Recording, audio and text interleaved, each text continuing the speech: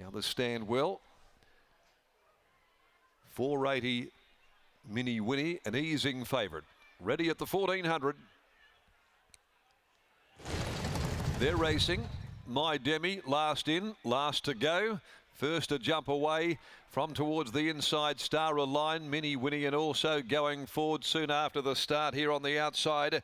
Going up towards those leaders shortly afterwards, Excaro, and they settle down. Excaro, Star Align together from Mini Winnie. Behind them, Kelvin, State Attorney playing Marika, going around them wider out, followed by Wild Fusion, Great Charade. Further back in the field, then on the outside when they settle down is Arnie's Boy So War near the fence, Diablerie, Tonka Tough. Right back there in the field with Sluice Box, My Demi, and also Caragini Aurora.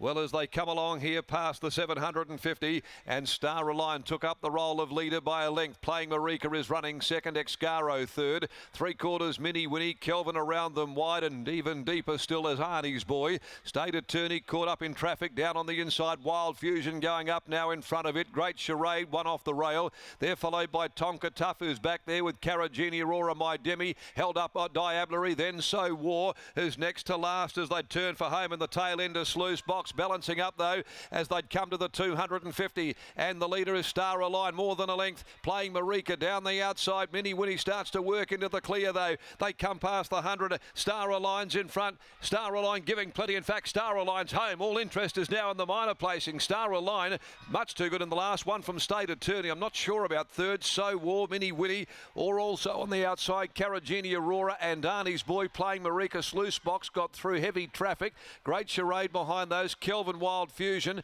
also Tonka Tough, Diablerie back there in the field, and My Demi probably amongst the last of them in. Star Align, the Peter Fernie trained Star Align, takes out this last event. Brad Rawiller in the saddle, came out positively, allowed Excaro to head it, and then has shot away in the straight. Too good for State Attorney, and we stand by for third. And there's plenty of them there in that mix. But 4-Star Align, the Kalgoorlie galloper, makes the trip back here to Ascot today. Universal Ruler 5-year-old from Lenorny, trained by Peter Fernie at Kambana Lodge, ridden by Brad Rawiller, takes out the last on the card. State Attorney will be second by Harada Sun from Avenida Madeiro, trained by Adam Durant, with Lakdar Romilly in the saddle. And you'd be guessing for third. Plenty of them there in the mix as the judge has a good look at the photo. And 7 So War, Shooter McGruddy got the nod from 3 playing Marika, 12 Mini Winnie, 4-2-7-3, 1 3/4 the official winning margin. Super strong through the line was Star Align, and a short neck second and third, 126.62 here that time, 36.20 the closing 600. So a good win. That's the 7th of its 24-start career, and certainly a horse that is right there in his wheelhouse at this 1400 journey. He's won now on 5 occasions at the 1400.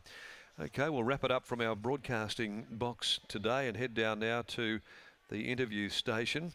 And Pete Fernie is about to make his way across and dispenses with the mask. I'll leave it on, Pete. And here's Brittany Taylor. Macca reckons we need to cover your face, Pete. That's not very nice. I said take it off so we can see your smile. Oh, Macca's always been the same since we went to school together.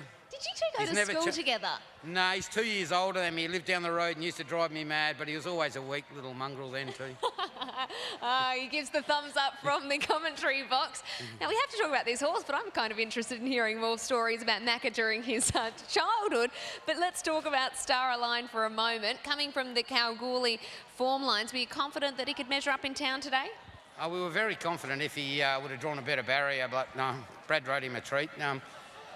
The only problem he's had in his last run, he needed a bit further, like he'd run 8 and third over an 1800, so we dropped him back to come up to a 14 today. He's going to get better the further they go. Talk us through the run as you saw it today. You mentioned a brilliant ride from a wide gate for Brad Rawiller. Yeah, we just said to him he'll go forward most probably because he does tug a little bit, but what can you say? He just rode him unbelievable. It always does. Now, tell us a story about Macca from back in the day. What sort of child was he? No, he thought himself a champion footballer and everything else, but he wasn't that good, you know. Like, just keep asking him about everything. He hasn't changed much to the day now. What sort of position did he play? Is he midfielder?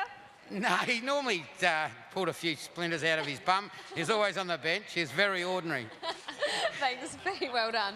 Peter Fernie there. A bit of fun with our good friend Darren McCauley. Gives a thumbs up from the commentary box. We'll get Brad Rawiller over to the interview station and Scott will have a chat with him. We certainly will. We'll let him pull the mask down too so we can answer our questions here. But coming into the race, I dare say it was replays and not a lot else, because what do you know about him?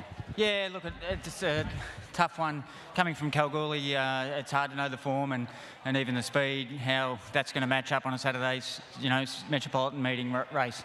Got big confidence from Peter when I come out to ride him. He was very positive that he'll run a big race. It's obviously might be tough from the outside barrier, and if we can get a little bit of a shade of luck and get across easy enough, he'll be in it for a long way, and that's the way it proved. For all of us punters, will we see you at Kalgoorlie over the winter?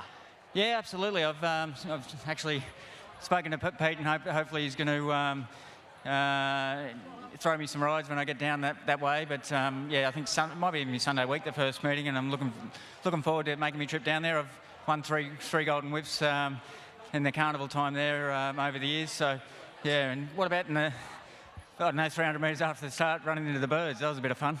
Something new for you. Get used to it over here. We're used to it all. Cheers.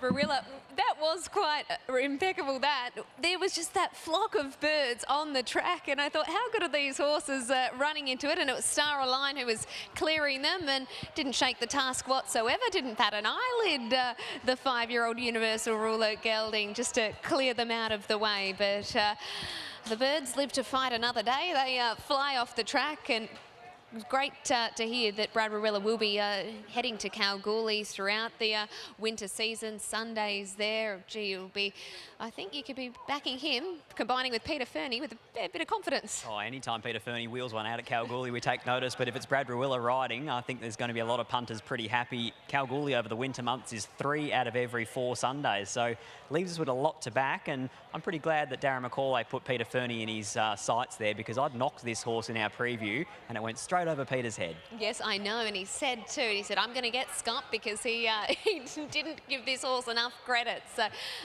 his attention quickly turned to Macca, that is for sure.